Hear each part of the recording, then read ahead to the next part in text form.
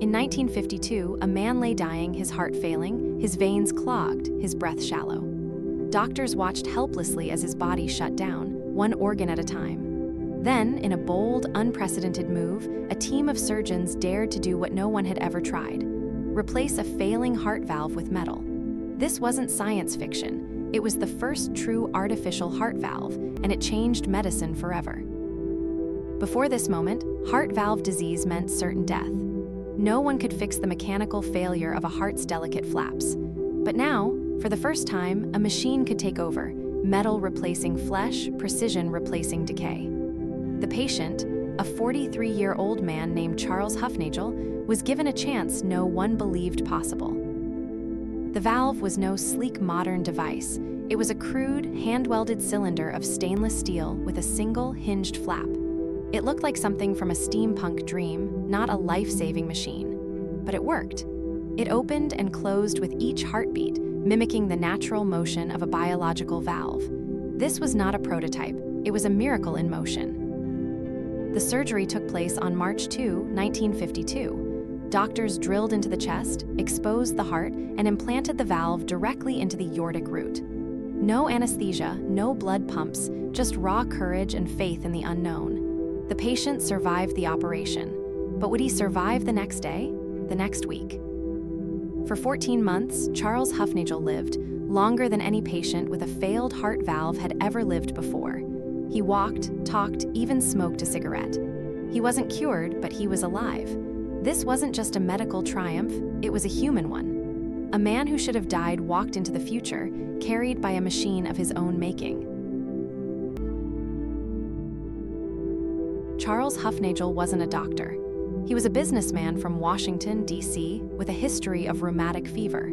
His heart valves had deteriorated, and by 1952, he was on death's doorstep. But when he heard about a radical new surgery, he volunteered, desperate, yes, but also defiant. He believed in science, even when it seemed insane. The surgeon who took the risk was Dr. John Gibbon, a pioneer of heart-lung machines.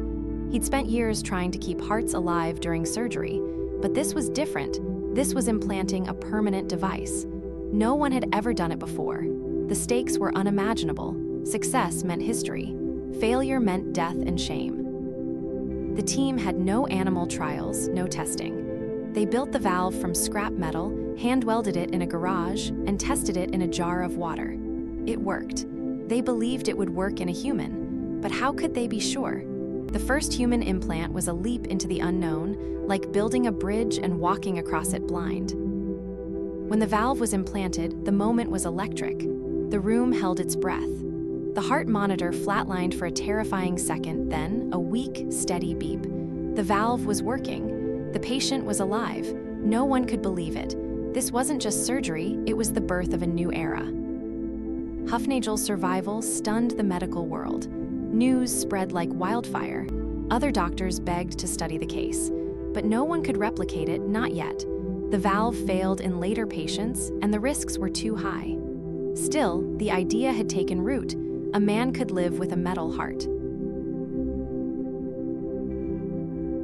This valve wasn't just a piece of metal, it was a marvel of engineering. It had to open and close 100,000 times a day, year after year.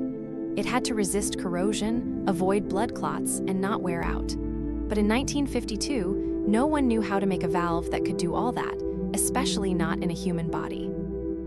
The valve's design was simple: a single hinge, a circular flap, but that simplicity was genius. It mimicked nature, using the same physics as a real heart valve, yet it was stronger, more durable. It didn't degrade like tissue. It could last forever on paper. But there was a catch. The valve didn't seal perfectly. Blood leaked backward, called regurgitation. It wasn't ideal, but it was better than death. Hufnagel's heart worked, even if it wasn't flawless. The body adapted. The machine learned to live with the human. And yet, despite its flaws, the valve kept him alive for over a year. That's longer than most people with severe heart valve disease lived in the 1950s. It wasn't a cure, but it was a lifeline. A machine that beat, not just once, but every second of every day. When Hufnagel died in 1953, it wasn't from the valve. It was from a stroke caused by a blood clot.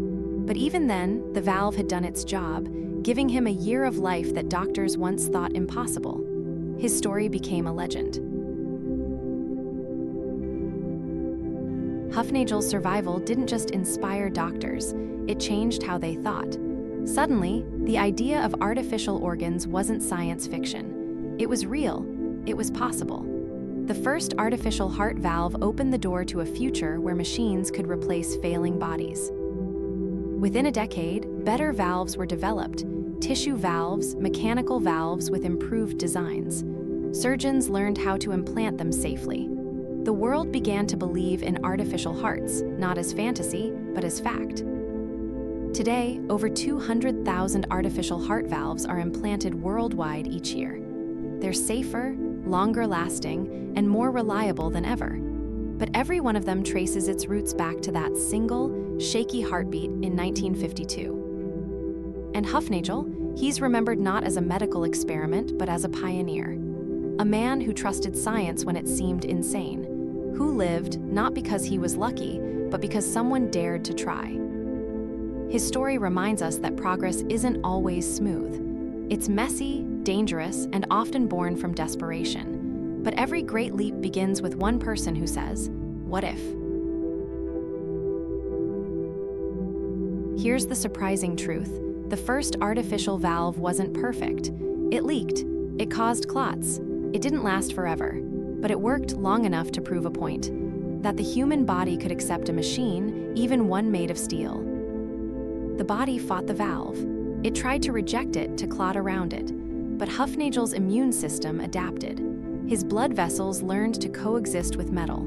This wasn't just engineering, it was biology learning to live with technology. And yet, the valve wasn't designed to last forever. It was meant to be a bridge, buying time until better solutions arrived. Hufnagel's survival wasn't a miracle of the valve, but of the human spirit. He didn't beat death with metal, he beat it with hope.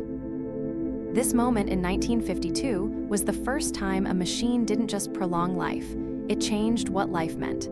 It asked, what does it mean to be alive when your heart is made of steel? The first artificial valve wasn't a cure. It was a warning, a promise, and a question all at once. It showed us that medicine could go beyond healing. It could rebuild. Today, we have artificial hearts that can keep patients alive for years. We have valves that grow with children. We even have 3D printed heart parts. But it all started with one man, one valve, one heartbeat in 1952. Hufnagel's legacy lives in every patient who walks out of surgery with a new heart, in every child who grows up with a machine in their chest, in every doctor who dares to think, what if? The first artificial heart valve wasn't perfect, but it was alive. And in that moment, when it first beat, it proved something profound, that humanity's greatest invention isn't technology, it's the will to survive. So next time you feel your heartbeat, remember, that rhythm once stopped. But thanks to one brave man and a team of dreamers, it started again, and it hasn't stopped since. The first artificial heart valve didn't just save a life, it gave us a new kind of hope, that even when the body fails, the mind, the spirit, and the machine can keep going.